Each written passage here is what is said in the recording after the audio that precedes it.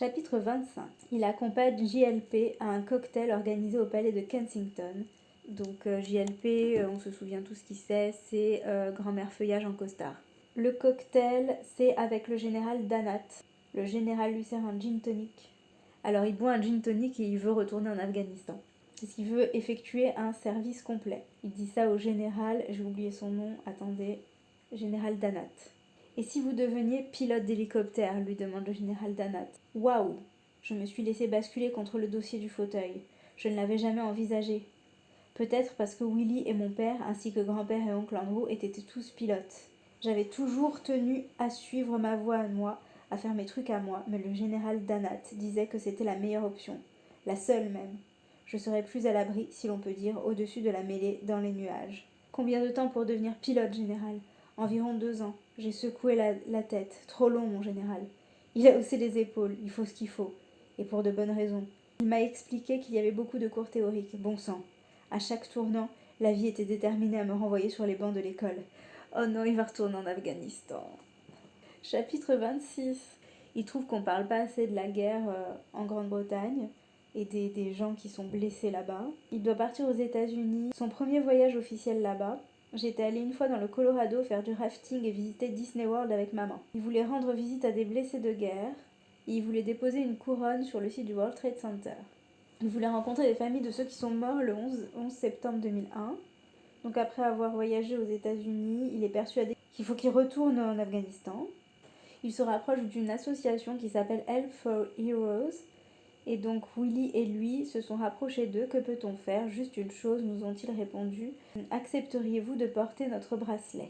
Bien sûr, nous l'avons porté lors d'un match de football et Kate aussi. Les retombées ont été incroyables. Les demandes de bracelets ont atteint des sommets, les dons ont afflué. Donc il passe son temps dans les hôpitaux, à discuter avec des soldats. Mais il parle tellement comme un boomer, quoi. Vous avez perdu des hommes? Oui, je peux aider. Vous le faites déjà, vieux. Donc là, il parle des blessés de guerre. C'est assez triste. Et c'est horrible, quand même. Donc il rencontre des soldats blessés. Il y en a un qui a été amputé sur une bombe. Oh, j'en ai marre. Donc il se fait copain avec des anciens soldats blessés.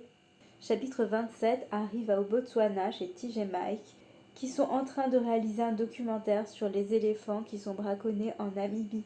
Harry leur demande s'il peut aider. Ils n'ont pas hésité, bien sûr, Spike. Évidemment, Harry va les aider à faire le documentaire, pas à braconner des éléphants. C'est pas toujours clair avec Harry, mais là, il va être gentil avec les éléphants. Qu'est-ce que tu fais, toi? Oh là là. Qu'est-ce que... Non. Oh. T'étais plus sage la dernière fois, hein, quand même. T'étais bien plus gentil la dernière fois. T'étais bien sage, tu gigotais pas. Alors. Bon. Donc, TJ Mike propose à Harry de l'engager en tant que caméraman. Je ne serai pas rémunéré, mais j'apparaîtrai au générique. Dès le premier jour, ils ont remarqué que Harry avait changé. Il n'a jamais été tir au flanc du tout, mais il était clair que l'armée lui avait appris à suivre les consignes. Ils n'ont jamais eu à me répéter les choses 2 fois. Donc il fait le parallèle qu'il est devenu paparazzi pour éléphant. Il le dit pas comme ça. C'est tellement bizarre, toute ma vie j'ai détesté les photographes parce qu'ils vous volent votre liberté. Et me voilà maintenant photographe en train de me battre pour défendre la liberté d'animaux majestueux. Et là en fait t'as un éléphant qui a écrit un bouquin pour se plaindre d'Harry qui le suivait partout. Ouais, je me promenais tranquillement dans la savane. Il y avait une espèce de rouquin qui me suivait partout. On peut plus vivre. On peut plus vivre. En plus, Babar, il voulait le trône pour lui. Moi, j'y avais pas droit. Pardon, je suis fatiguée. Il a filmé des vétérinaires en train d'implanter des puces de localisation sur les animaux. Donc il se compare, lui, aux éléphants, évidemment. Donc là, il raconte la fois où il a couru après un éléphant, mais il avait oublié ses chaussures. Tu as couru 8 kilomètres dans les broussailles pieds nus? J'ai rigolé. Tu m'as demandé de courir. Comme tu disais, l'armée m'a appris à suivre les consignes. Il suit pas trop les consignes quand même de Buckingham Palace. Chapitre 28. Au début de l'année 2009, une vidéo est devenue virale. Moi en uniforme de cadet 3 ans plus tôt en compagnie d'autres cadets. Dans un aéroport, à Chypre peut-être. C'est lui qui avait tourné la vidéo. Ah oui. Histoire de tuer le temps avant d'embarquer, pour faire l'andouille, j'avais filmé tout le monde avec un petit commentaire sur chacun Et quand je suis arrivée à mon bon copain Ahmed Raza Khan, un Pakistanais, j'ai dit « Ah, et voilà notre petit pote Paki ». J'ignorais que Paki était une insulte. Enfin, j'avais entendu beaucoup de monde employer le mot sans que ça fasse sourciller personne. Et je ne m'étais jamais dit « Oui, oui, mais c'est les mêmes gens avec qui t'allais faire tes soirées nazies. » Oh pardon, il y a une... Désolée. Ça fait un peu de déco, écoutez ça. Ses camarades de classe à l'école ne voyaient pas l'insulte dans Paki et ils ne voyaient pas non plus le problème dans un costume nazi, donc je suis pas sûre que ce soit des références quand même de savoir-vivre et de tolérance envers autrui. Je ne connaissais rien non plus sur les préjugés inconscients, j'avais 21 ans, je nageais dans une bulle de privilèges et pour moi ce mot était comme aussi qu'on employait pour les Australiens innocents. J'avais envoyé le petit film à un autre cadet qui préparait une vidéo de fin d'année. Depuis, il avait circulé, passant d'un ordinateur à l'autre, pour finalement tomber entre les mains d'un individu qu'il avait vendu à News of the World. Et je n'avais rien appris, disait-on. Je n'avais pas gagné une once de maturité depuis la débâcle. Harry le nazi, disait-on. Le prince Harry est le pire des abrutis, disait-on. Bah, pas seulement fêtard invétéré, mais raciste par-dessus le marché. J'aime bien comme il est indigné à chaque fois. Quoi, ils m'ont traité de débile. En fait, c'est Otto dans Un poisson nommé Vanda. Tu sais, ne me traite jamais de débile. Donc un ministre est allé s'acharner sur lui à la télé. L'oncle d'Ahmed m'a publiquement condamné sur la BBC. Le chef des Tories a dénoncé mon comportement. Donc le bureau de Charles a publié des excuses en son nom. Il voulait le faire lui aussi, mais à la cour, on m'a conseillé de m'abstenir. Tu t'en vas? Tu nous montres tes fesses? Bah, c'est très gentil. Je ne voulais pas que les gens me prennent pour un raciste, je ne voulais pas être un raciste, et par-dessus tout, je pensais à Ahmed, j'ai pris contact avec lui directement pour m'excuser. Il m'a dit qu'il savait que je n'étais pas raciste, que ce n'était rien. Mais ce n'était pas rien, et face à son pardon, son élégance tranquille, je me suis sentie encore plus mal. Enfin, pas grand-chose, Harry, hein. Mais c'est bien, non, franchement, je me moque, mais il reconnaît ses torts. Chapitre 29. La controverse continue de prendre de l'ampleur. Parallèlement à ça, il s'en va faire sa formation de pilote. Il voulait fuir la planète. Et faute de fusée, peut-être qu'un avion ferait l'affaire. Donc son premier avion serait un Firefly jaune vif LFX monomoteur. Ah, il y a une nouvelle grand-mère feuillage. C'est Boulet. c'est, c'est pas avec un T à la fin. C'est son instructeur de vol. Petit, robuste, tout en muscles, il avait combattu en Irak et dans les Balkans. Ce qu'il avait vu et traversé aurait dû l'endurcir, mais ses mobilisations en zone de combat ne semblaient pas l'avoir affecté. C'était au contraire un homme très doux. Ah, bon, je suis de mauvaise foi. Il est très doux. Il fait un tour en moto, il se rend compte de ce qu'il veut, de la vitesse et de la puissance, et de la liberté. Mais il se rend compte qu'ils ne sont pas libres. La presse les a suivis jusqu'ici, et les a mitraillés devant la maison de Boulet. Il essaye de le cracher en avion pour que Harry fasse les bons gestes au bon moment avec sang-froid. Enfin, moi je me moque de Harry, mais j'aurais pas survécu hein, quand même. Moi je serais morte quand il était petit et qu'il se battait avec les autres, il m'aurait tuée. Donc il raconte ses initiations d'avion. C'est pas du tout intéressant. Donc voilà, il fait son premier vol solo et il ne se crache pas. Chapitre 30. Ah, maintenant qu'il a fait voler un avion, il doit faire voler un hélicoptère. Apparemment, c'est plus compliqué. Il se demande comment il va retenir tous les boutons, mais finalement, il retient. Et Harry se dit « Je suis né pour ça ». Il doit apprendre le vol stationnaire. Apparemment, c'est très dur. Donc, il arrive à poser l'hélicoptère. Après un vol stationnaire. C'était bien la peine de nous raconter. Chapitre 31. Il va habiter avec William, qui lui aussi est élève pilote. Ils habitent dans un cottage à 10 minutes de la base, sur la propriété de quelqu'un, et William l'avait invité à s'y installer, à moins qu'il ne se soit invité tout seul. Le cottage était confortable, mignon, au bout d'une étroite route de campagne et derrière de grands arbres feuillus. Je demande à voir le cottage, hein, parce que là on dirait un petit truc. Je suis à peu près sûre que c'est une méga baraque. Le réfrigérateur est plein de repas sous vide envoyés par les cuisiniers de papa. Il y avait des belles écuries derrière la maison, ouais d'accord. C'est bon, allez. C'est la première fois qu'ils vivent ensemble depuis Eton. C'était chouette. Mieux encore, nous étions ensemble pour assister à l'écroulement triomphal de l'empire médiatique Murdoch, un moment clé. Après des mois d'enquête, une bande de reporters et de journalistes employés par le plus vulgaire des journaux de Murdoch avait enfin été identifiée, menottée, arrêtée et inculpée pour le harcèlement de personnalités politiques, de célébrités et de la famille royale. La corruption était enfin révélée et les sanctions allaient suivre. Parmi les sales types dont les pratiques allaient bientôt être affichées au grand jour figurait The Thumb, ce journaliste qui avait publié il y a longtemps un article sans queue ni tête sur ma blessure au pouce à Ludgrove. Ah oui, le surnomme The Thumb, le pouce, d'accord. The Thumb, pardon. Donc il mettait des gens sur écoute, ça doit pas être très légal. Des pratiques de toute évidence criminelles. Donc il est content parce que qui plonge aussi celle qui avait inventé sa soi-disant cure de désintox. Tous les comploteurs, les harceleurs et les menteurs, ils allaient bientôt tous perdre leur boulot et leur fortune mal acquise. Bah, toi tu l'as bien acquise ta fortune peut-être. Amassée au cours d'une des vagues d'activités criminelles les plus folles de l'histoire britannique. Non mais il est gonflé quand même. L'heure de la justice était venue.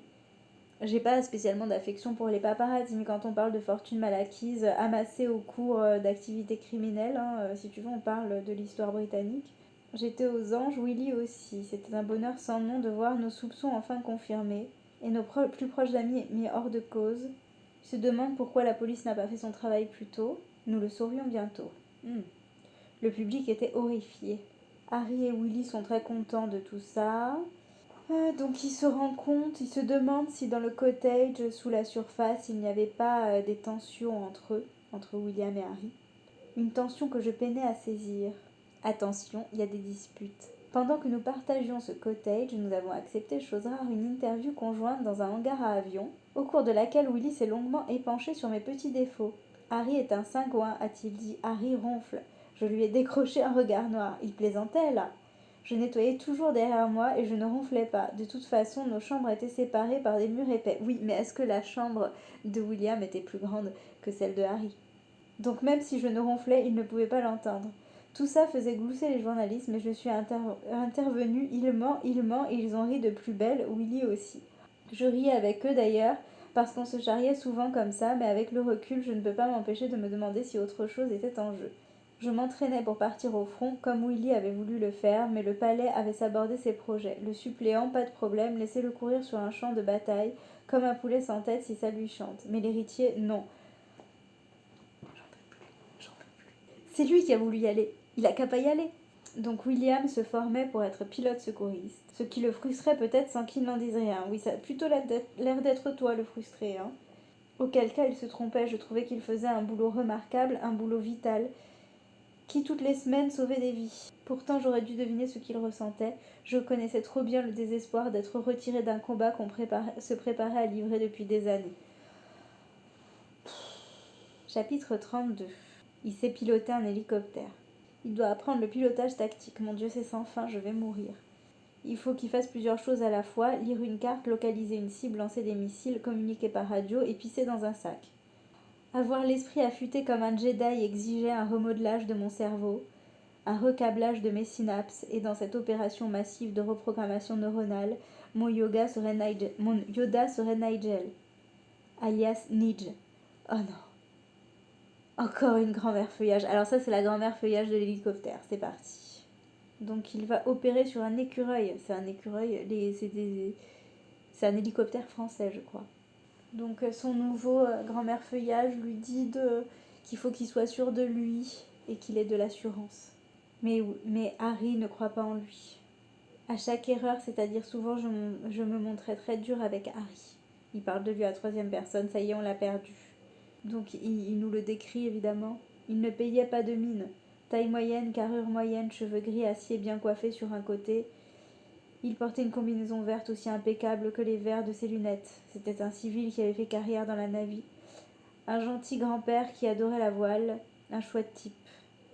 Mais il avait le cœur d'un putain de ninja. Chapitre 33. Il est avec Nidge le ninja et c'est vraiment écrit ça. Le lieutenant Nidge lui dit « On dirait que mourir, si je puis dire, lieutenant Wells, ne vous inquiète pas outre mesure. » C'est vrai. Je lui ai expliqué que depuis mes 12 ans, je n'avais plus peur de la mort. Il a acquiescé d'un signe. Il avait compris. Nous sommes passés à autre chose. Chapitre 34. Ça y est, il s'est piloté des hélicoptères de l'armée. Ah non. Sauf que non, c'était un piège. Je n'allais pas piloter des Apaches. J'allais m'asseoir dans une pièce sans fenêtre à lire tout ce qu'il y avait à lire sur les Apaches. Le cours a duré 3 mois. Tous les soirs, je me traînais jusqu'à ma chambre cellule. Oh là là, pauvre bébé. Quand il retourne dans sa chambre cellule, il se plaint auprès de son garde du corps. Putain, les gardes du corps, les pauvres. J'espère qu'ils ont tous été nommés chevaliers. Donc Harry se plaint parce qu'en plus, il voulait même pas piloter des Apaches, il voulait piloter des Lynx. Et ils veulent absolument lui faire piloter des Apaches parce qu'il est fait pour ça. Donc là, il pense qu'il va pouvoir piloter le truc, mais en fait, non, il faut qu'il fasse des manœuvres au sol. Il est au bout de sa vie, nous aussi. Ça a l'air très compliqué de piloter un hélicoptère. Ça a l'air plus compliqué que de passer une voiture. Moi, j'ai fait 40 heures de conduite. J'ai eu mon permis, mais 40 heures, et je ne sais pas conduire. Il se rend compte que, plus que la plupart des gens, il a besoin d'un guide, d'un gourou, d'un partenaire. Chapitre 35. Ah, il nous parle de la disposition des sièges. Oh mon Dieu, j'en peux plus. Apparemment, c'est très cher de former des pilotes d'hélicoptères. Ils volent au-dessus de Londres la nuit. Il se demande si Elisabeth II le voit dans le ciel. Il trouve ça mystique de piloter un hélicoptère. Chapitre 36. Ah, il a un nouvel instructeur. C'est à lui d'amener les dernières petites touches. Et le dernier instructeur, il arrête pas de lui sourire et tout. Il lui dit « Ah, mais vous reconnaissez pas ma voix ?» Il faisait partie de l'équipe qu'il a exfiltrée en 2008. Chapitre 37. C'est quelques jours avant ses 25 ans et ce n'est pas un anniversaire ordinaire. Mes potes me disaient que 25 ans c'était le grand tournant. Le moment où un grand nombre de jeunes hommes et femmes arrivent à un carrefour sur leur route. Moi je suis toujours au carrefour des 25 ans là, je sais toujours pas où je vais. Je sais pas, je vais rester ici, je vais attendre. À 25 ans, on fait un pas en avant. Sans quoi on commence à reculer malgré soi. Ah c'est ça alors. Donc il dit dans la famille, 25 ans c'est un tournant. À 25 ans, grand-mère était devenue reine d'Angleterre, hein, comme chacun sait. Donc il décide d'aller fêter son anniversaire au Botswana. Personne ne me couvrait plus d'amour et de compliments que Tige et Mike. Mike le fait asseoir pour une conversation à cœur ouvert, pas très gaie. Il évoque sa relation avec l'Afrique. L'heure est venue pour cette relation de changer, m'a-t-il dit. Jusqu'ici, je n'avais fait que prendre une dynamique plutôt classique chez les Britanniques en Afrique. À présent, il fallait que je rende. Et Mike lui demande d'éclairer le monde sur ce que traverse l'Afrique. Dérèglements climatiques, braconnage, sécheresse, incendie. Il est le seul dans leur entourage à avoir de l'influence et à pouvoir faire changer le monde. Et c'est pour ça que depuis Harry, il prend des jets privés pour aller jouer au polo. Chapitre 38. Ils font du bateau et ils sont pris dans une tempête. Oh, donc il est sur le fleuve, il a pris le gouvernail comme un homme un vrai. Il croise un troupeau d'éléphants au milieu des flots. Il croise le regard de l'un d'entre eux. Je sais pas, il se tape un délire sur l'œil de l'éléphant. Il croit voir une larme dans l'œil de l'éléphant. On sait que les éléphants pleurent. Ils organisent des funérailles pour leurs proches. Et s'ils tombent sur le cadavre d'un congénère dans le bush, ils s'arrêtent un instant pour lui rendre hommage. Nos bateaux étaient-ils en train d'interrompre une cérémonie de ce genre? Je sais pas, ils partent dans un délire sur les éléphants. Au revoir, avons-nous murmuré aux éléphants. J'ai emmené le bateau au milieu du courant, allumé une cigarette et demandé à ma mémoire de ne pas oublier cette rencontre. Ce moment irréel où la frontière entre le monde extérieur et moi devenait indistincte, ou disparaissait complètement. L'espace d'une demi-seconde, tout n'était plus qu'un, tout prenait sens. Essaye de te rappeler, me suis-je dit, l'impression que ça fait d'être si proche de la vérité vraie. Éclaire le monde. Enfin bon, on remarque que les éléphants, ça l'émeut. Les lapins qui zigouillaient, pas du tout. L'œil du lapin, c'est mort. L'œil du cerf, rien à foutre. Chapitre 39, mai 2010. Il obtient ses ailes, il les pilote officiellement. C'est un jour plein de joie. Camilla était présente, ainsi que les sœurs de maman et Chelsea. Nous étions à nouveau en couple. Nous nous sommes séparés peu après. Pas le choix encore une fois. Les mêmes problèmes ont refait surface. Au revoir Chelsea, au revoir Asa. Mais ils peuvent pas l'appeler Harry, c'est pas possible. Donc il y a Tige, ils se séparent, mais en même temps ils s'aiment toujours, alors ils savent pas trop. Et il y a Tige qui vient leur dire qu'il faut qu'ils se séparent parce que là c'est plus possible. Comme il a rompu avec Chelsea, qu'il est déprimé, qu'il peut pas tout de suite partir en Afghanistan, il décide d'aller au Lesotho avec William pour s'occuper des malades du VIH. Au Lesotho, ils vont dans un village un peu perdu et ils vont à l'école où de jeunes bergers venaient étudier. Donc, ils sont en galère pas possible à chaque fois pour aller à l'école. Donc après avoir passé 12 heures à s'occuper des vaches et des moutons, ils franchissaient l'école pour apprendre à compter, à lire, à écrire, à 2 heures de là. Telle était leur soif d'apprendre. Il y en a qui sont morts foudroyés, il y en a qui ont été attaqués par des chiens errants. J'ai eu honte d'avoir autant pesté contre les études, contre tout. Ouais. Chapitre 40. Peu après notre retour en Grande-Bretagne, le palais a annoncé le mariage de Willy en novembre 2010. Je suis tombée des nues. Bah, pendant tout ce temps, Lesotho, il m'avait rien dit. Oui, bon, d'accord. Ah. Oh. Les journaux ont publié des articles grandiloquents racontant le moment où j'avais compris que Willie et Kate étaient faits l'un pour l'autre, le moment où j'avais pris conscience de la profondeur de leur amour et décidé d'offrir à Willie la bague que j'avais héritée de maman, le saphir légendaire, un tendre moment entre frères, le resserrement de nos liens à tous les trois. Des âneries de première, rien de tout ça ne s'était produit. Je n'ai jamais offert cette bague à Willie, parce qu'elle ne m'appartenait pas. Elle était déjà à lui, il l'avait réclamée après le décès de maman, et j'avais été ravie de la lui laisser. Alors, il n'y a pas de scoop. Oui, moi j'avais toujours entendu que c'était Harry qui avait donné la bague. Il a longuement pensé à son célibat, il avait toujours cru qu'il serait le premier à se marier, parce que c'était quelque chose qui lui tenait à cœur. En même temps, William, ça faisait déjà genre 10 ans qu'il était avec Kate. Hein. Peut-être pas 10 ans, mais ça faisait un moment quand même. J'avais toujours voulu me marier jeune, avoir des enfants jeunes pour ne pas faire comme mon père. Lui avait eu des enfants sur le tard et j'avais toujours trouvé ça problématique, trouvé que ça dressait des barrières entre nous.